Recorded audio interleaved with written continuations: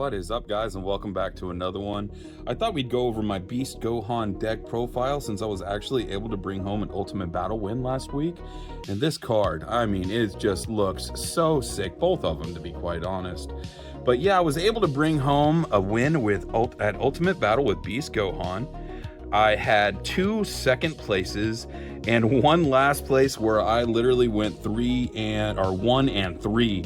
It was terrible. I low rolled the entire night except for 1 game, and the only person I beat was Gogeta Yellow that night. Besides that, the win that I brought home was a mirror match. The first second place that I brought home was against a Broly who actually won the Ultimate Battle, and then the second place that I got, I lost against Super Saiyan 3 Goku, and that was just yesterday. And honestly, this deck does great besides against Super Saiyan 3. I don't really have 100% of a plan to play against Super Saiyan 3 besides just block as much as I can, try to get to my 5 energy play, and just go all in immediately if I can even get there. But we'll start out with Special Beam Cannon. Of course, we run 4 of these. For SSJ3, I've actually been trying to save 1 energy so that I can do a defensive play with this, and it seemed to have worked out for a game or two, but then a game or two later, it did not work out for me. So Super Saiyan 3 is just really strong, and this deck struggles into it, but every other deck I have found a way to beat. I have beat Nameku in all of the other decks. Nameku's actually not quite as hard as one would think. You just really have to swing into board. We run 2 gigantic meteors, and they're really good for later in the game. So if you have the opportunity to ramp and you take it, you can play one of these and one of these late game. You really do need to keep one of these in your hand, because you can pull the other one out of your energy or your trash. So it's a very important thing to run a second extra, in my opinion. And we all have our differences on what we're picking. You can pick instant, or you can pick earth destroying blow. I've even seen some destroying blows. So I'm not exactly sure why someone would run that, but in my opinion, these 2 are definitely the only 2 that you need to run. So we're going to run 4 Android 18s. I actually just went up to 4 of these. I was only at 2 for a while, but I don't see room for the removal 4 cost Gamma. It's just not a great play. Even if you want to remove something, in my opinion, it's not a great play because it only counts for up to 3 and not a 4. This is a great play if you have time to ramp, because you can pull out another 10k as long as you're at 6 energy. But you really need to remember to be at 6 energy. I have played this at 4 energy and just completely forgot and was like, oh my goodness, I can't believe I just did that. But yeah, so up next is our Pan SH, and honestly, it's our bread and butter searcher. But there is one problem with it. It doesn't pull either one of these extras. So you really need to be careful early so that you don't brick one of these to the bottom of your deck. Honestly, it doesn't matter if you brick this. It really matters if you do for this. So I have started a game, and that last week when I got very last place and I only went 1 and 3, I played a Pan first, and I bottom decked 2 Special Beam Cannons. That was the end for me. I did not see the other 2, and that was completely the end. Next up, we run 2 Trunks SHs. Now, these are great to play out second against BR and a couple others, just to get rid of it, get rid of that 1 cost, but make sure you play that out before you swing with your leader. Otherwise, they're just going to use their combo as just combo fodder. Exactly, just block fodder. So you definitely want to make sure that you play that out first, then swing, and it's awesome to take away that card and then have it for combo for the next turn. But that's really the only place I see playing it. It is a 10k, so there is that. And honestly, in this deck, we really do want as many 10ks as we can get.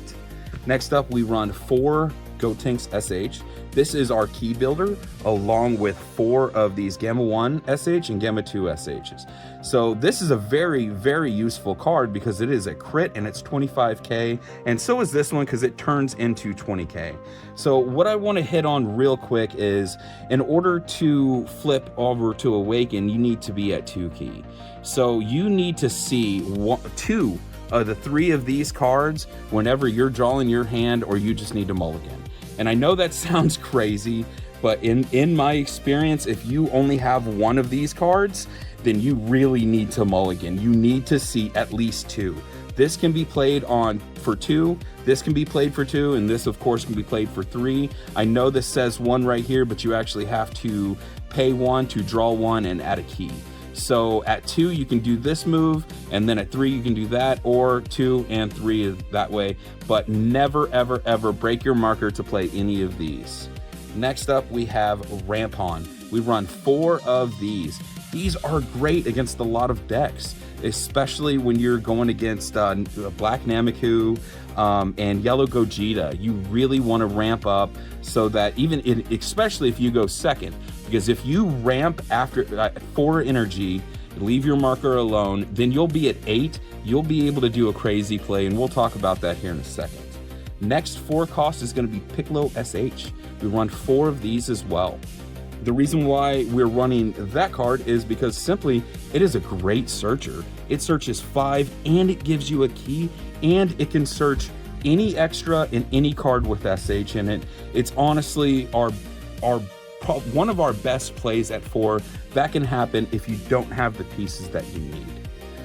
Next up, we have our 2 5 drops. Now both of these cards do exactly the same thing, but one is a 30k swing and the other is a 20k swing with 10k combo.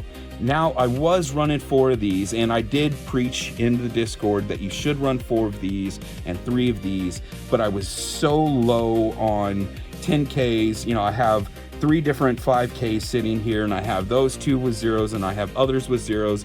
I just felt like I had to go to 4 with this one and 3 with this one. So what it does is you're going to play this out, you're going to swing with it, and then you break it, and you'll be able to play out one of the 2 8 costs that we have right here. So we'll go ahead and just throw down these. Of course you need your 7s, you need your super combos. But all right, so first off, we have our SCRs right here. I run 3 of these. So I know they're 5k and a lot of people only run 2 of them, but I see the need to ramp and go to 8 when I go second a lot, so that I can play out this card first, then I play out this card, and then I'm able to actually play out one of these afterwards. And that makes for a 21 energy cost play, which is just absolutely nutty. You get rid of 2 different cards because you're able to play this card first, then you're able to get the 5 energy back. You play the 5 energy card, you break that, and you break that for your 8 energy double striker. Now when you swing with this, you'll swing with it. You can play your special beam cannon out, get rid of all your key that you have built up, and restand this card for another double swing, and then go all in for that. And that is just huge, especially if you can get to 5 energy to play out this and this against SSJ3. You might actually win against that deck. The second place that I got against Broly, I actually beat an SSJ3, but he low rolled and I high rolled very, very, very hard. So that was the biggest reason why I won that game. And then last but certainly not least, you need some awesome energy markers. You need 10 of them.